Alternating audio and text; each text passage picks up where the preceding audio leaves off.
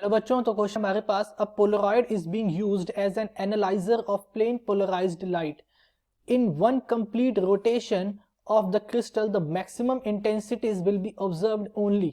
ठीक है, तो एक कंप्लीट जब रोटेशन हो जाएगी किसकी, क्रिस्टल की, तो मैक्सिमम इंटेंसिटी कितनी बार में ऑब्जर्व होगी, हमने ये फाइंड करना है।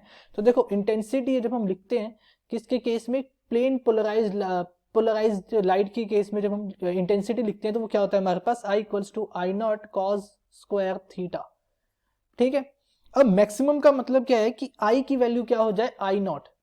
ठीक है, आई नॉट क्या होता है हमारे पास, मैक्सिमम वैल्यू होता है। तो मैक्सिमम की जब बात करेंगे तो I की वैल्यू क्या हो जाएगी, आई नॉट के इक्वल, तो यानी कि कॉस स्क्वायर थीटा हमारे पास क्या हो जाएगा, 1 के इक्वल। ठीक, कॉस स्क्वायर थीटा क्या हो जाएगा, 1 के इक्वल।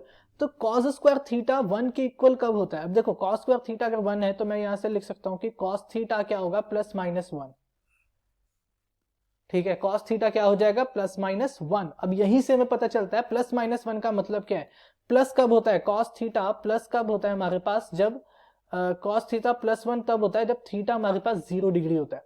और कॉस थीटा -1 कब होता है, जब थीटा हमारे पास होता है 180 डिग्रीज का।